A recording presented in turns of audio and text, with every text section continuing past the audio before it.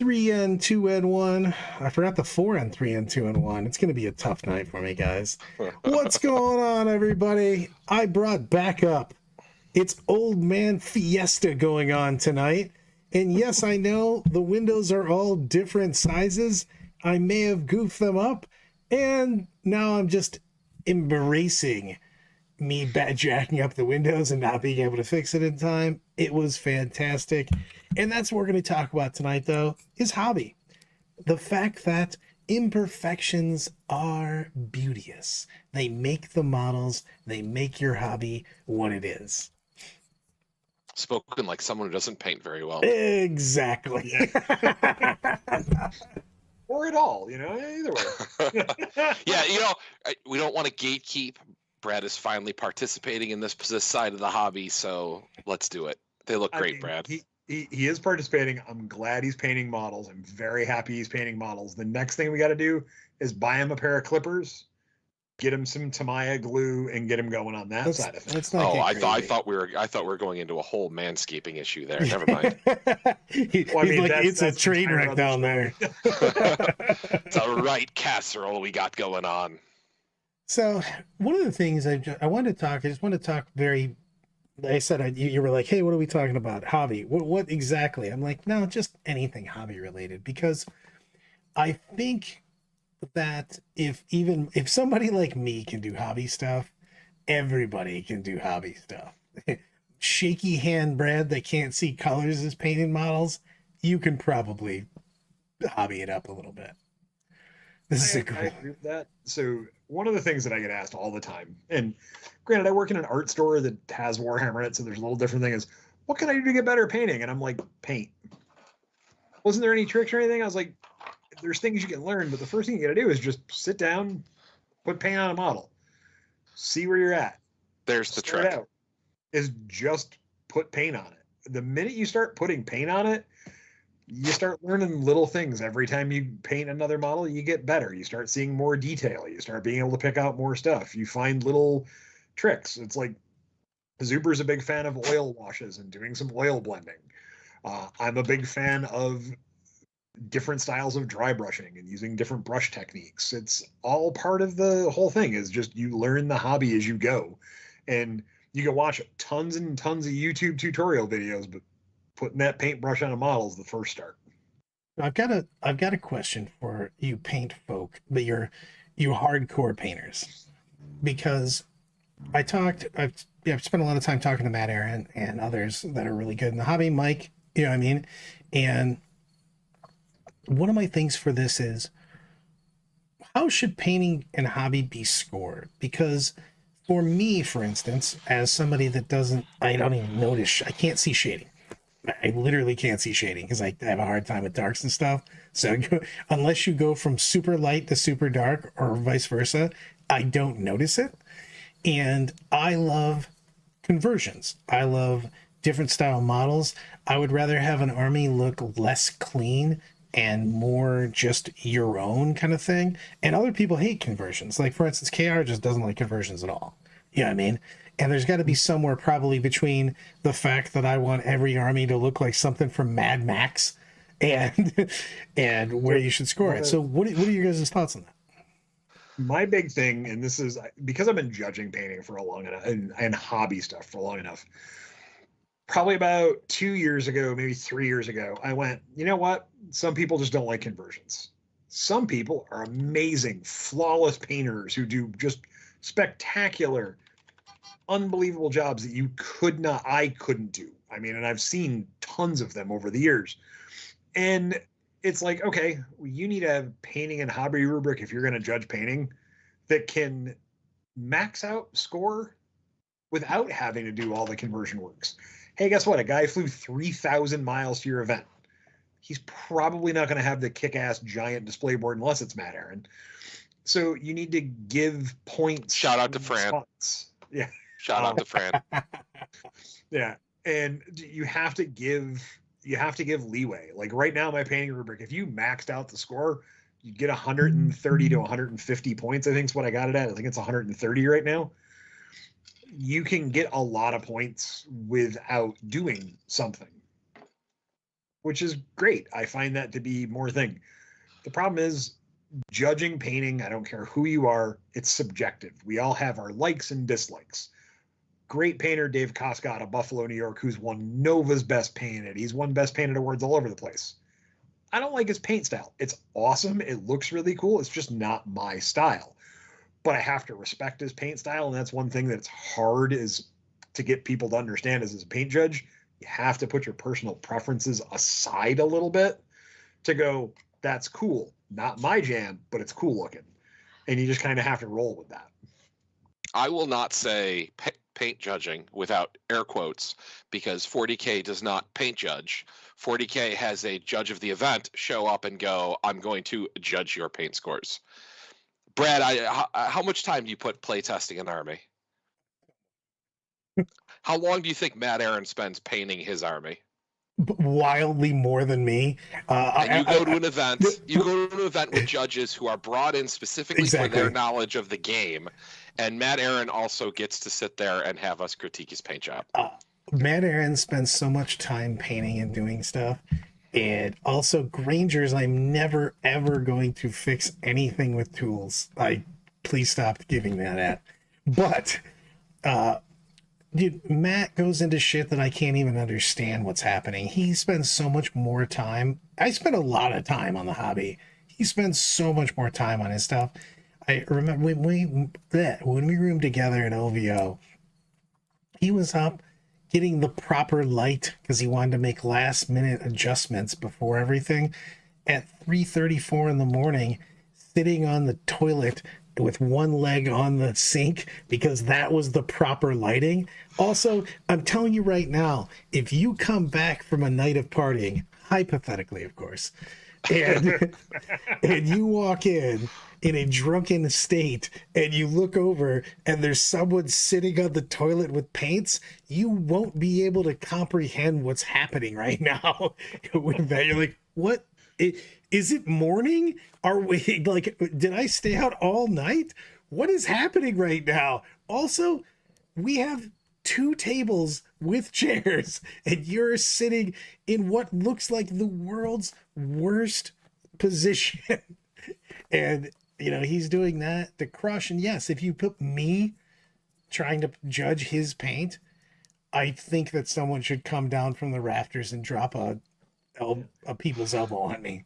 And I hear from a lot of people all the time, and Michael just put it in the chat. You should have a panel judge painting. I love the idea of it in theory, but there's only so many people at an event, and paint judging. Look at Salt City that I just did. I judged the painting. I had a line of 70 people wanting to have paint judging going. I have to go in a timely manner to get people in and out because no one wants to wait for 4 hours to have their paint judging done. And you kind of have to go, you have to know what you're looking for and have an idea in your head. I've been doing it long enough that I can do it fairly quick. But sorry, all I'm thinking in my mind is people bring their army up and you go, no, go. I only have ever done that I actually did that this year at Salt City. The gentleman who won, Keith, who won Best Painted. I've seen his army enough that I kind of know where it is. The thing with me that on his army that gets me is he plays Death Watch, right? It was what he was playing.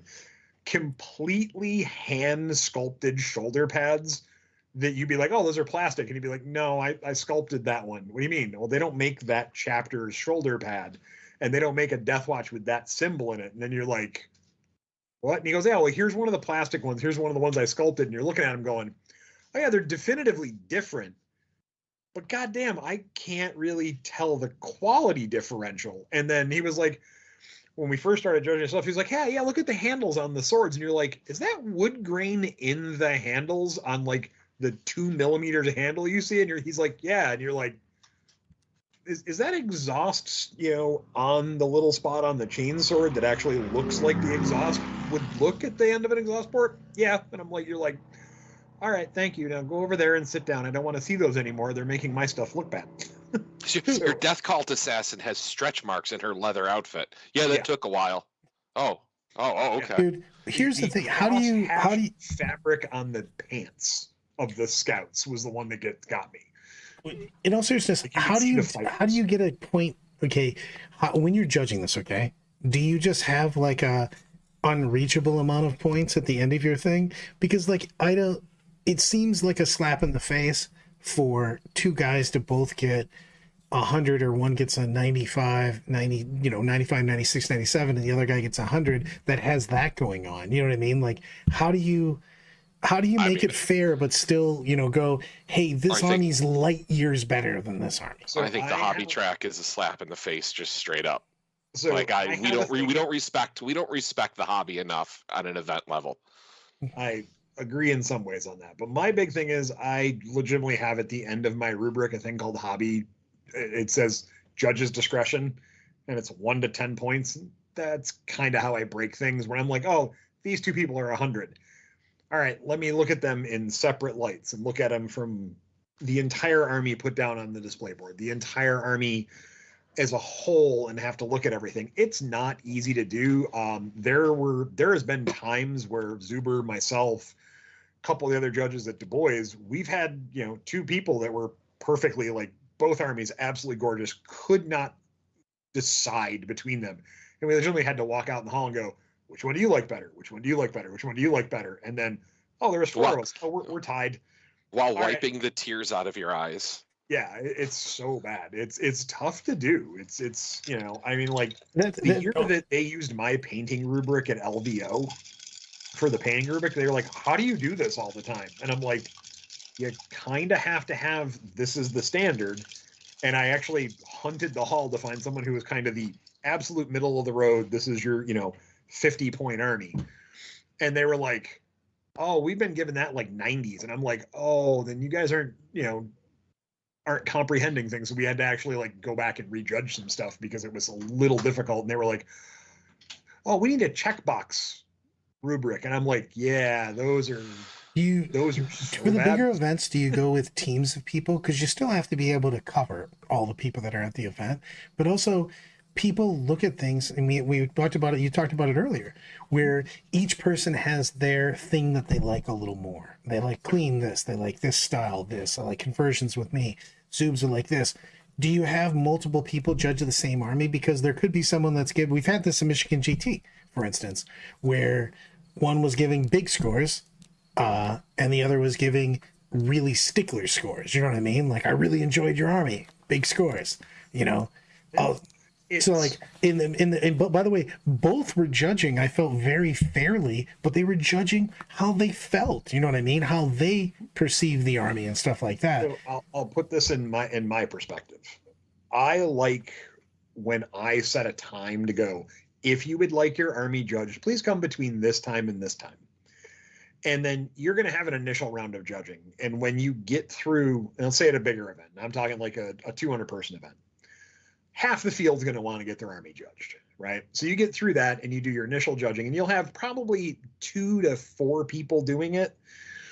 And then you all get together and go over and go, okay, this is our top percentage. All right, you looked at that one, you looked at that, now somebody else go look at it. And you look at it, you kind of give it a second score, and then you get back together and go, okay, these are our top 10, let's narrow it down. And then sometimes you talk collectively. There's other times where you've got, like, 100-person event and you've got 3 people working the entire event. Hey, guess what? One guy judges the entire thing, and that's the guy who decided this part of the hobby. Hopefully it's someone who's open-minded and flexible and understands all the different techniques that are out there.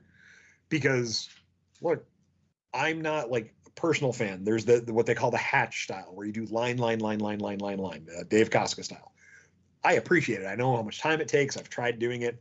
It's not my cup of tea, but I respect that part of the hobby. The excruciatingly over-weathered, super rusty, all that kind of stuff takes time, takes effort to do it correctly, especially with oil washes and pigments. It's a ton of work. It's not my personal style, but I respect the technique. You have to understand and respect all the different levels of hobby that are there to go into it. It's tough. And when somebody comes up and, like, look, there are people who want to win best in faction, and they know whatever points they get for hobby, they're getting for hobby. They did a quick, simple paint scheme, but the rubric is going to give 15 to 30 points for that, depending upon, if they did their bases and stuff like that. and they're just happy to come up and show you their paint job. And there's other guys who like at the end go, hey, how can I get better? The gentleman who came in second place at Salt City this year, he has spent the last, what, Zoobs, 2-3 years perfecting that Flesh Terror army.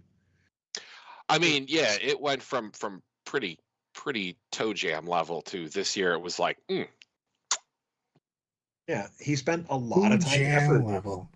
Oh yeah, oh yeah.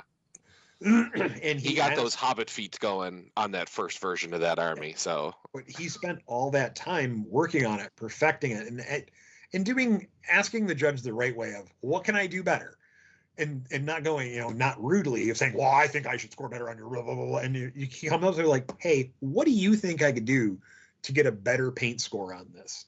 And you just answer him honestly, and he goes, oh, well, I was trying to do this, and well, have you ever tried this? And because I've been in the hobby for so many years, I've kind of learned a lot of the little different techniques. Like, it's just one of those fun, simple things. And it's tough because everybody paints different. Like, I've got a different style than Zuber has. We definitely both have a different style than what Brad has. I respect the slap chop method. You can get some amazing results out of that. It's quick. It's somewhat easy, but putting those finishing touches on those slap chop models, a little bit of dry brushing, a little bit of highlighting, and just those little extra things. If you do that, you get more points from a paint judge. I get it, but like with the thing is should we get a more, basically more tournaments using the same, get a commonplace paint judging on that? Because I'd be super pissed if I spent shit tons of time making my army unbelievably detailed and got 3 points more than someone who just painted well. You know what I mean? There's a difference in armies, man. Some of these armies are next level when you've got the inside of your capes painted and the inside of the vehicles, and you've got weathering marks and all these like small, like tiny details of look things. At Izzy, right? Now you know who is an ungodly amazing painter. At one of the events, he, in my opinion, he probably had one of the top 3 armies there, and he didn't make the top 10. And when he went up and asked the judges, they were like, we didn't like your stuff.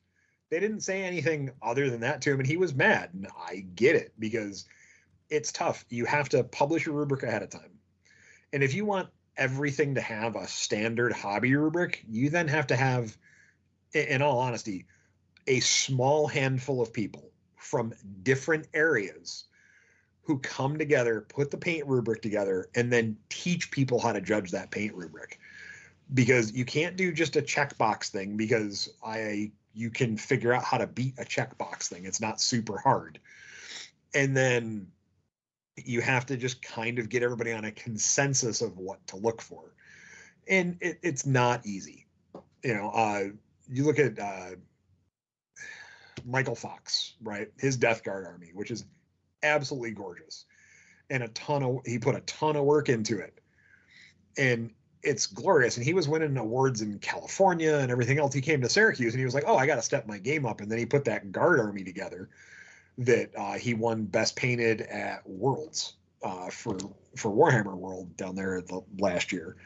And I couldn't even begin to tell you the obscene amount of time into each model to do conversions on each one, painting on each one, and everything else. And it takes time, effort, and you want to be able to go, hey, that's the top, and then go, that's the bottom, and explain the in between of where it is. Well, there has to be some sort of differential between that, because you've got I would say you've got a good amount of people that paint to a very good level, and then you've got these next level guys coming in with stuff.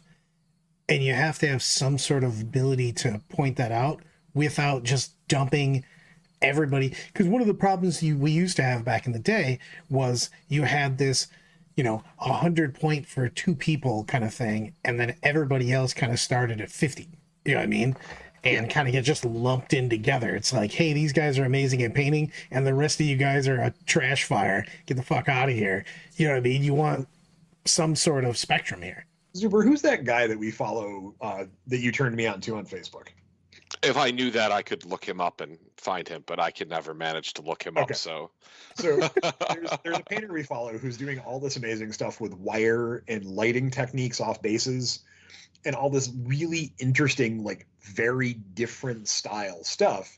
And he's using a multitude of medias. What I mean by that, he's using colored pencils, oil paints, acrylic paints, pens, acrylic markers, and challenging the hobby to do more and getting some really amazing effects and stuff. And I can't remember his name myself right now. Elminstera? That might be it. That sounds right. But he does amazing work, and the stuff is absolutely fantastic. And like that stuff I get my mind blown of, I would have never thought to do that. That's cool. And when I started in this hobby, the only way you learned how to paint better was there was normally someone in my current age bracket in the back of the game store with a paintbrush going to town on stuff, and you had to buy them sodas or beers or something to get the advice that's out there now. Now you can hop on YouTube and get painting tutorials from everywhere. And some of them are absolutely fantastic. Some of them are, how to get to tabletop standard as fast as humanly possible. All very viable. There's a lot of people who just want to get the God damn it, model painted and on the table. Yeah. just break everything. He just exploded the universe. Give me a site. I will show people what it is. You have no power over me. Brad, yeah, one of these days we're just going to have to teach you how to use this software. There's software? The files are inside the computer. Ah! Ah! But no, I mean, it's tough. I mean, there's so many amazing painters out there now. Like we have, with, again, I work in an art store. I hate to say that a 30th time for the show, but we have an older woman who came in who was just an artist. And one day she was like, oh, I wouldn't mind trying one of these models. And I was like, well, here, have one of because GW gives us like Stormcast Eternals to give to people to try painting out. Gave her one, gave her a very quick tutorial on how to just kind of get started. She comes in a month later and's like, I think I'm going to buy some kits. And I'm like, okay. So she picks up a couple kits. She comes back in and goes, what do you think of this? And I'm like, well, that's pretty impressive for just starting out. And she keeps getting progressively better. And what she's doing is she's buying a model that she thinks looks cool. As her hobby, she's going home painting it. If she likes it at the end, she puts it in her display case at home. Otherwise, she takes it and sells it on eBay and takes whatever she gets for it. And it's fantastic to see that in our hobby, which we are mostly gamers, there are people who just love painting the miniatures. And look at this. Let's look at this video real quick. Zoobs gave me a vid. We're checking it out. It's a short even. Oh, yeah, he posts a lot of his shorts. That's how I found him doom scrolling one night, 3 o'clock in the morning from the toilet. I should probably put volume up here. What? Dude, hold on. What? That's like a freaking God damn it. I'm pausing on this because we went like, hey, I put a little red on it, and then it's like, bam! Like, what the hell just happened? Like, hey man, what were the steps between there and the fucking that? I mean, he does have a Patreon with like full tutorials and all that good stuff. Yeah, actually, most of his stuff is on PDF. Is this so that you pen can thing subscribe you're talking about that he's using right now? No, those are oil washes. Those are oil washes. Yeah, he's just putting oil on. And then you airbrush over the top of it to get that crazy pop. Dude, I can't even, like, holy shit. And all he's doing is taking a white oil paint, thinning it down with a mineral spirit, typically like Gamsol because it's a low odor kind of thing, or something to that effect, and doing it. And then he's using pieced flowers to get an amazing effect. Yeah, I'm the kind of guy that I have a bucket of mineral spirits under my desk at all times. Corey's got a point on this. He goes, the top 20% of painters' stuff right now is better than Slayer Sword winners of 15 years ago because the techniques and products available. I would say I've seen a huge increase in just how people's armies look. I would correct one part of that. It's not the techniques and products that are available. It's the techniques and products that hobby painters are starting to use. This stuff's been available. Like the idea of oil painting is new to minis, but like they've been doing that since painting, existed. It's And just the hobby painters are just finally starting to bring it back. Like the wet palette was discovered by like actual painters. It wasn't discovered by mini painters. And then mini painters went, oh shit, man, our acrylics work so much better this way. Yep. Actually trying to mimic the effects of oil. Yeah. There's so many different things you can do and so many steps you can take now. Like acrylic inks, which are basically an acrylic paint thinned down to an ink viscosity. And you can do fun stuff with those. They're airbrush ready. You can do different fades. You can make your slap chop have like 5 different gradients in it by just using different shades of gray inks. And there's a lot of interesting things you can do. Airbrushing, was not designed for minis, but I'm telling you, as someone who sells them, probably like 70% of them now go for that and sell for mini painting because it's a great tool in the arsenal. It's not the only tool you're going to use, but it's a great tool. I'm jamming Zoobs over top of me for a moment because we're going to look. I just want to show a couple of these. God, I just want to look at the page real quick because I'm going to give some props. Holy schmolio. If you haven't seen the wings on Mortarian, he does some wings on Mortarian that are crazy. Dude, wings for this, what are the wings he was doing? Oh, man. Oh, there it is. Mortarian is the top one, second from the left. I mean, it's crazy. Like some of these, I happened to look at the page when I closed this out for you, and I just wanted to give some props here because holy shit, man, this is. So in Salt City, it was cool. Some of my good painter friends all got together. We haven't seen each other in a while. We all started talking about what was on our desk, and about 5 minutes into it, one of the guys stopped and goes, "Wait a minute, are we all using the same paint, Coach?"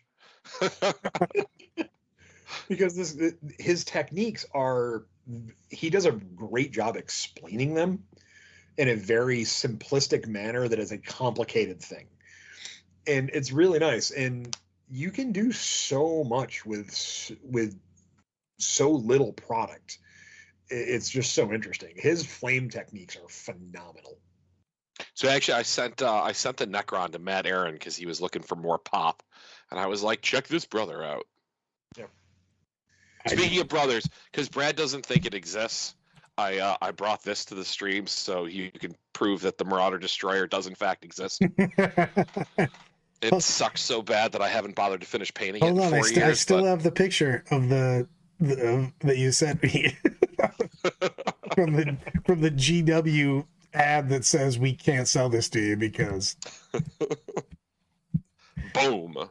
So, I mean, that's kind of where I'm going with a lot of this. It's just there is a huge divide between getting your army battle ready, getting your army to the next level, and holy shit, that guy's painting. So, you know what I mean? I'm telling you, you can win a painting thing for an army with contrast paints. It's been done.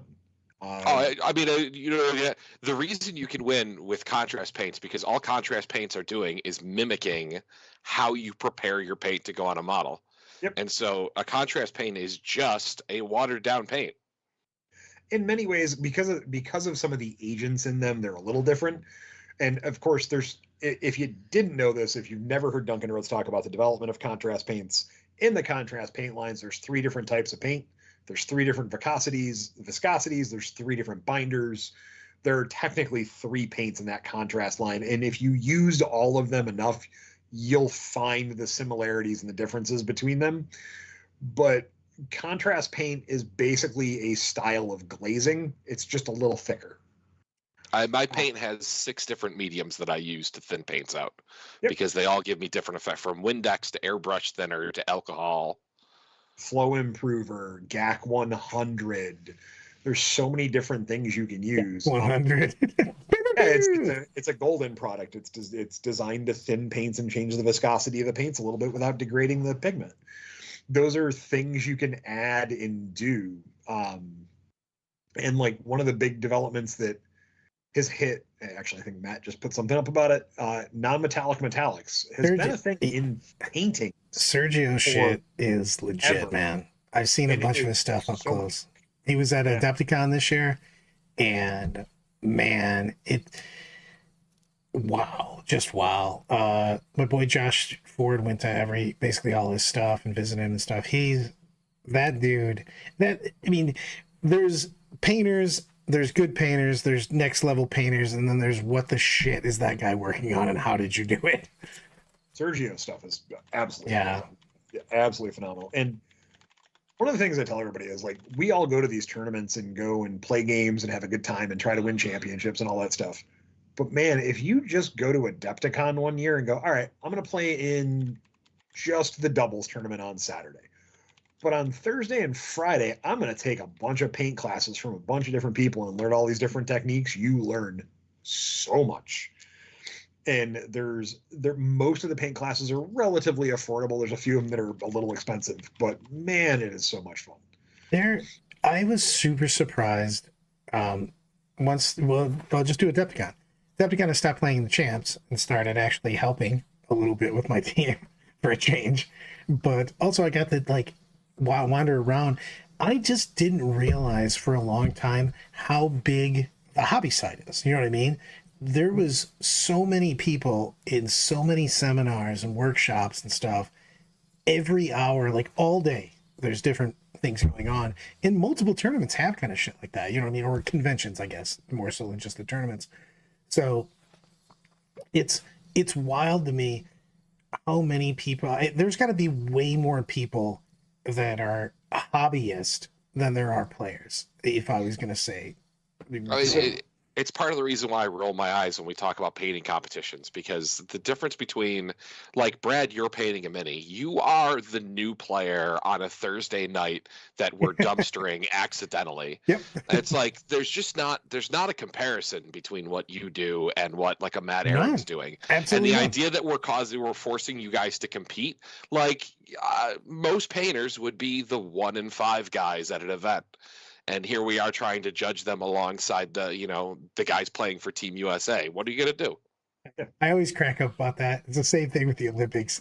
My favorite, multiple people that have got it out. They're like, I want to see one normal person trying to do this next to the Olympic athletes, so you can really get the feel for how much different that it is there. I mean, like, look, when I started in this hobby, and I'm eons ago, the first tournament I ever went to in second edition, I was so proud. I had my Tyranids all painted up, and I had read lore, and it said that Tyranids put everything into a digestion pool and stuff crawled out.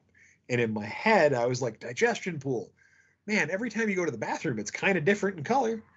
I'm going to paint every Tyranid like a different shades of browns and oranges and greens and stuff. And it looked kind of gross, but it was very different. And I got my paint score and I'm like, oh, why did I only, because they did like a 1 to 5, right? And I was like, why did I only get a 2? And he was like, well, your army doesn't match cohesively. And I was like, I just told him, well, this was my theory on it. And he went, oh, that makes a lot of sense. That's way better. I give you a 4. And I'm like, Horton's tracking and cataloging his post DoorDash bowel movements so that he can more accurately replicate them on his Tyranids. There was not DoorDash back in those days, my friend. Those were pre-cell phone days. Honey, Chanel, I did it. It's spawning pool green. DoorDash. I feel like most of my DoorDash orders are just me pissing Brit off. When I'm out of town sending stuff. You're like, how many times have you ordered? Correctly or just ordered periods? So I think I've ordered more stuff to not where I am than I have regular. I believe that one completely. But on the hobby side of things, it's one of those things of do you want, one of the things that someone brought up to me, and I actually thought it was a somewhat decent idea, is do you want to have 2 different hobby scores? Do you want to have a master class hobby score where you're going for like hardcore hobby, and do you want then like a light hobby score where it's like, hey, did you check all these boxes and get within this realm of XYZ? I think that's why GW put that, hey, if your army's painted to tabletop standard, you get 10 points. Now, I will say that I'd love it if Games Workshop did a little better job of explaining tabletop standard to people, because it's not 3 airbrushed colors on a model, go. Well, That's they had to stop not, that because there was Yeah. idiots like me that were showing up with 3 dots on shit. So oh yeah, the 3 color Yeah. minimum thing was very much, I will never forget the story. There was a guy who was like, ah, yeah, I bought this army, and they were like, well, you can't play it at this, thing tomorrow because it's not painted. He went home, bought a gallon, I'm not kidding, he bought a gallon of house paint, dipped every model in it, spun them on a drill to spin the excess paint off, and then went with a white marker, 2 eyes, and then a black Sharpie on the shoulder pad to put a U on it, and went, look, they're painted. They have 3 colors. I appreciate now that there's a tabletop standard. I mean, when Armageddon came out, that was basically the GW guys with rattle cans going desert, dip into Army Painter, flick, onto the table it goes. they had to do something with it. It was one of my favorites is way back in the day when Dave came up, who used to do all the training stuff at Adepticon and some painting, and he walks over. He's like, Brad, you make the top 16 every single year at Adepticon. You really crush. Congratulations. I'm like, thanks, man. He goes, is there any chance you could field an army that didn't look like legendary dog shit? And I'm like, maybe.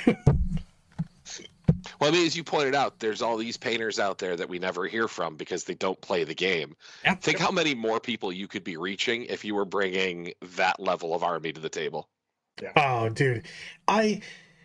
The thing is that's one of the things I do miss from back in the day, which we had a more focus on overall. Also, 2 videos? What the hell are commercials? What is happening? I'm angry that this is going down. I said low. I said minimum. 2 in a row. Oh, screw you. Oh, God, fuck that. What is even happening there? What was I even saying? I'm so mad that there's ads there. Fuck. But I mean, I had a one of the point to things- make, damn it. Yeah, you got sidetracked. I think what you were headed towards is the hobby side of things. That is one of those things that has grown so much in the hobby that they're almost. That's one of the reasons I kind of like what GW is doing with their series, where there's that grand narrative, where the hobby side's so much more celebrated than the competitive side. I think it's just a problem that we just don't celebrate the hobby side enough. Yes. I mean, I think that goes all the way up to Games Workshop. Like Golden Demon is, I mean, the negative comments that come out of Golden Demon every year. Like, I just don't think we respect the hobby enough. It's so is weird. the- Like, what do you because- got to do if you're GW? You go, man, I could really go for some really nice shrimp this weekend. Let me visit Spain and see if Sergio's busy this weekend. It's just weird Yeah, to me I mean- that we don't do that.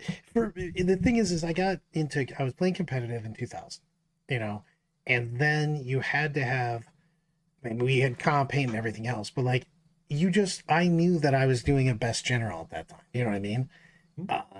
And I was fine with that. You know what I mean? But like we celebrated the overall. Like it's very difficult to be awesome at the mechanics of the game and as a hobbyist. That's tough. Being either is a lot easier. If you look at I'm going to go back 10 years now on Du Bois. If you look at the old Du Bois, you played 5 games and you could score, they will say 200 points in those 5 games. And then there's 100 points of painting and 50 points of sportsmanship. It was a huge chunk of your score for that best overall award. So winning it was, you crushed at hobby, you were a good sport, and you did well on the tabletop.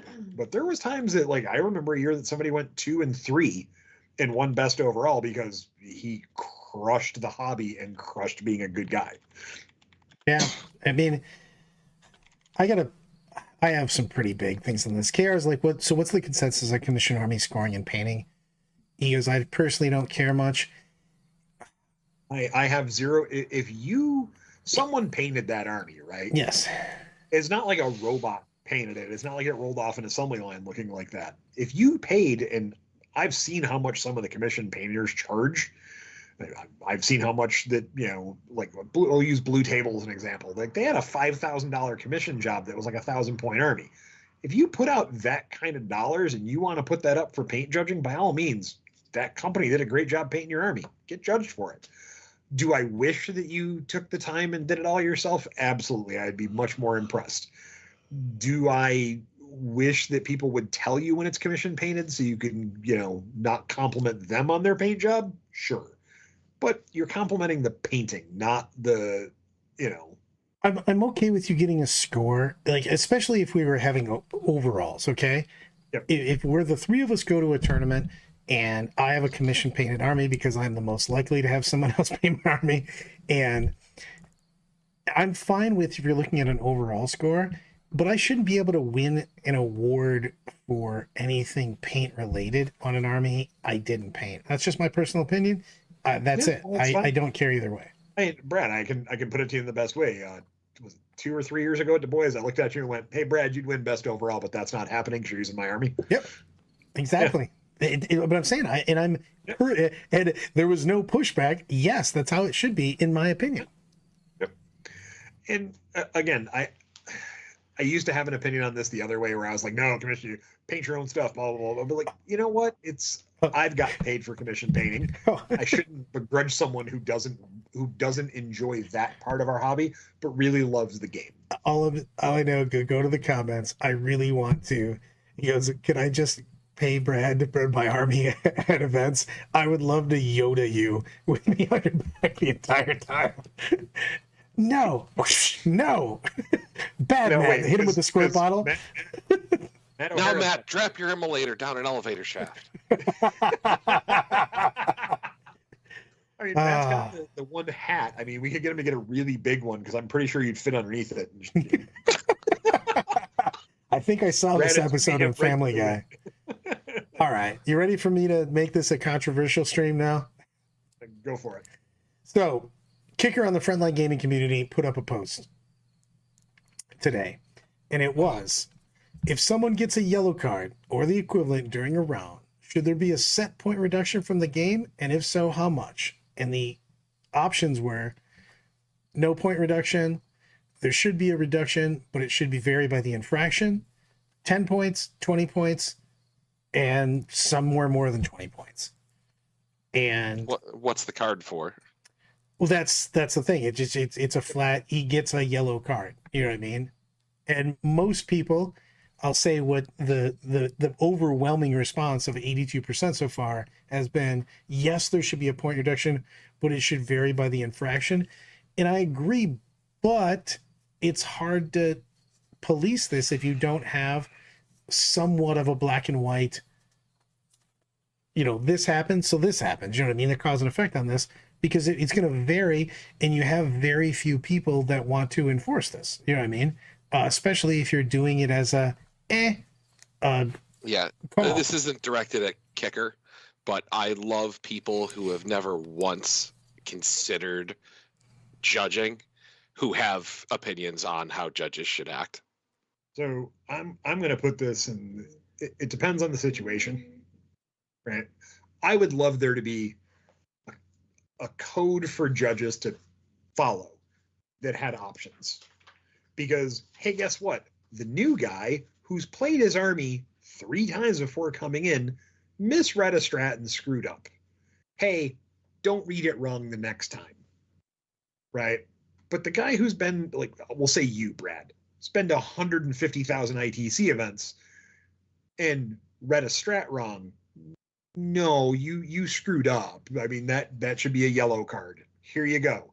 Should that be a points reduction? If it's the first time, maybe not. But like, if it happens a second time, it should be, oh hell yeah, it's a reduction and it's a game loss. Here's the lawyer coming out of me. Mandatory minimums is never a good thing. No, never. That's a precedent, yes. Yep. For any, and we have a couple points on why I want to do that, because Corey made a good point where he goes, people should give out yellow cards more often, as a warning reminder. Hey, don't do this again. Yes. If you're giving out points, the judges will be less willing to give that. You know what I mean? I would like to see yellow cards handed out more often on that, because hey, Brad, I gave out 3 yellow cards at Salt City. Did any of you hear about it? no. And No, you should. why? It should be, Because- hey, you goofed up. Here's your yellow, Yeah, and then we tell progress from player. there. You tell the player, you don't have to embarrass him at the table. You don't have to like you come over, you explain a rule, you talk to him, and he goes like, "Oh man, I fucked up," and I'm like, "Yeah, I'm just gonna give you a yellow card. It's a warning. Don't repeat this offense. I'm going to be checking on your games as I walk by, just to let you know." And most players will immediately respect that, respond to it, and then be extra diligent from then on out. There are going to be players who just ignore you and are going to repeat the same offense a second time, and that's when you have to bring the hammer down. It's a shame that we have to do it. It's a shame that we have people in our hobby like that, but some people are just those type of people. And if once you bring the hammer down on them, great. I think they need to bring the hammer down if, like, I'll use the ITC as a consistency thing. Yeah. And I'm Just- going to just go do it back 2 consistently. years, and I'm gonna throw some names out, and it's probably going to either get met by vile hatred or people will be mad at me. I don't really care that much. TJ Lanigan got banned for cheating. TJ made horrible decisions in a game and screwed up, got caught, and got banned from a year from ITC points. The captain of Team USA in that same year submitted 3 illegal lists and got nothing. And won 3 events and then went, "Oh, I'm sorry, I didn't mean to do it," and didn't get any repercussions whatsoever. I felt that was an unfair treatment because it was cheating from someone who knew better on both accounts. And why was one worthy of a year ITC ban and the other one not? Right? Do I think that TJ should have been banned for a year? No. Do I think TJ fucked up? Absolutely. Do I think Sean deserved to get banned for a year? No. Do I think he deserved some kind of repercussions? Absolutely. Just, I give up the ITC points and the prize. That's not really repercussions. It makes you look like a good person, but when you make the mistake 3 or 4 times, it's That was our one F-bomb for the PG-13 rating. Yeah. Slide it in there. I mean, No, but to go back to being like, what's your goal? What's your objective as a judge? Because if you're trying to find perfection in a game of 40K, you are swimming against a current trying to do something impossible. No, because So- everything's. It's a game that's supposed to. It's a game that basically was a Baron Pretzels game in the basement that became a competitive game. It also has a ever-changing rule set with 27 factions with multiple detachments and FAQs that come out that occasionally contradict themselves. So 1.3 before the current codex that's dropping Saturday. It was 1.3 million potential rules interactions. yeah, I mean, it's just. My thing is I'm never looking for this. I just brought it up because I saw it on the frontline wall. So I got tagged in the fact that I'm coaching the Air Force this weekend. So, but it was right underneath that. So I took a look at it and I thought about it because I have been not focused on it, but I have brought this up quite a bit in the last couple of weeks of what we should do in the future to make the game fair. Or not even fair, just the potential for people to abuse things, take that away. And I'm not talking about, you don't ban anybody. The only thing I'm talking is if somebody keeps doing something and you just go, hey Zoobs, you messed up the same rule twice. We warned you about it and you did something, you did it again. Unfortunately, we're going to give you a 0 for this game. You're not banned. I don't want you to leave. You can come to future events. Absolutely nothing, but you get a 0. You no longer can win this event now. And I think that will police things better than, you're not allowed to come here. You're not allowed to do this. Man, let everybody show up. You know what I mean? But just give it a penalty. Banning unless you become excessive, right? Like very clear, very evident. And then it's, hey, guess what? Magic has a good thing for this. They have 90-day bans. They have 30-day bans. They have 60-day bans. Granted, their rules are a lot tighter and a lot more enforceable, but the goal of a judge at a 40K event is to ensure that everyone has a fair, good time at the event. Give them what they paid for, send them home happy. Yeah, exactly. I feel bad when I have to police somebody and talk to somebody. I feel bad. Like, I don't want to do that. It's something I despise doing and will do. And like, there's times where it's completely against there's no intent from anyone to try and cheat or be wrong. They screwed up a rule. And then there's time where there is intent, where they've cheated and screwed up. And it's hard to judge intent. Sometimes it is extremely hard to judge intent. But when you've got someone who makes the consistent same mistakes, it starts becoming very evidently clear that their intent is to do something. 100%. Let me go to the wall real quick here. We got Anna with a $5 super chat. Anna says, cards should be handled respectfully. That said, being held accountable shouldn't just be a chance to take the high road and look good. Like, Yes. 100% on that. Like, if you're being reprimanded, you're being reprimanded, and that's fine. I think we should be quicker to do stuff, though. Like I said, I agree with what Corey said earlier also. I think that there should be more yellows. You know what I mean? But they should be nothing. So here's a yellow, and I don't think of points, but you should also be ready to go with, hey, if you get another one, it comes with a 0. You know what I mean? It comes with just a game loss. I mean, judges are noticing a fraction of a percent of things that are going wrong. If what you want is a structure that polices the game up to give you a more consistent result, then about 1 in 5 of you need to put your models on a shelf and put on one of these shirts. Because, 2 guys aren't giving you that. We will give you a smooth event. We cannot give you, I can't sit at your table. We did an ACO where on the last round, I had a guy telling me that he knows his opponent's allowed to pick his casualties, but what if? It's like, bro! So, I can't... I can't go through every grognard, beardy mid-table player and be like, yo, bro, your canoness can't do that. I don't love the fact that you gave me the grognard. Let's look at LVO. You got what? 1,200 players, right? You got 12 judges, so that's 1 judge for every 100 players. So if I only stay in my section of these 100, so these 50 tables, in a 3-hour round making loops, how many mistakes do you think I'm going to catch? 2, maybe 3, because I'm not there for every interaction. I'm just popping a few seconds.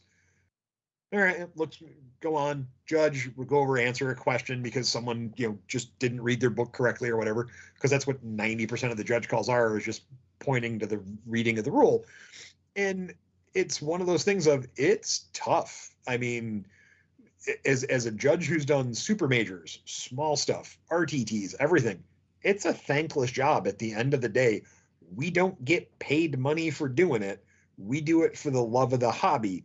Zuber's been working with me for 5 years now, and I with the exception of a lot of booze, that's about what he's gotten out of this, and a couple models here and there.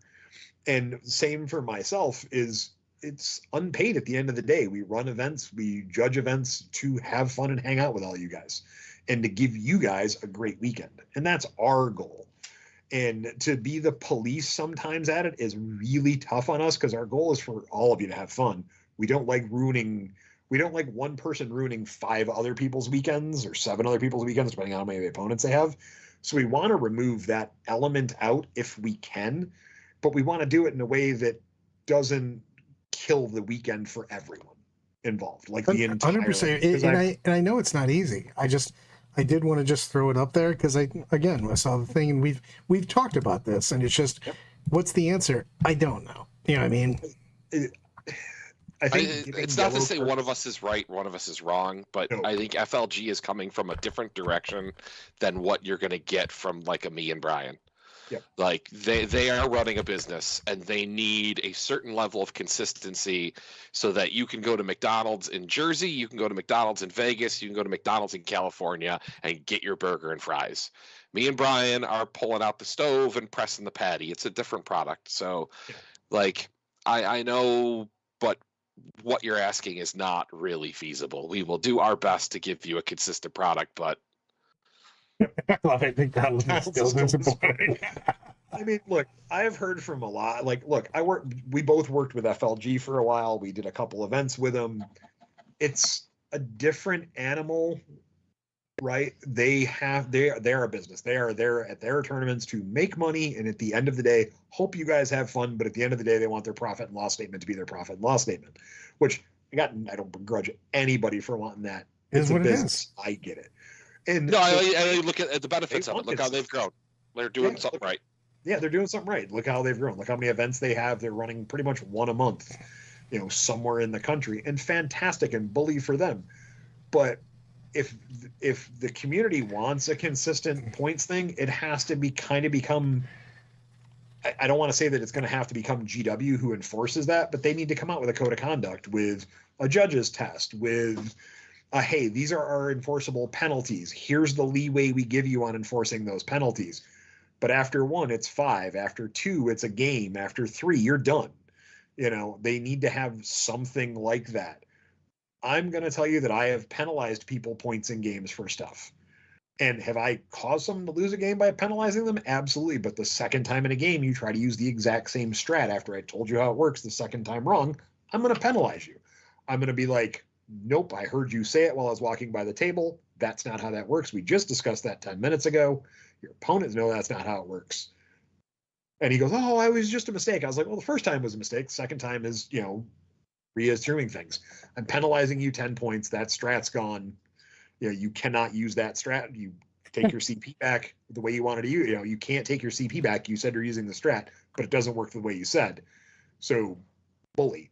And I moved the game on, and the guy came over. I was like, well, I lost the game because of that 10 points. And I'm like, maybe if you had played it right, you wouldn't have had that problem.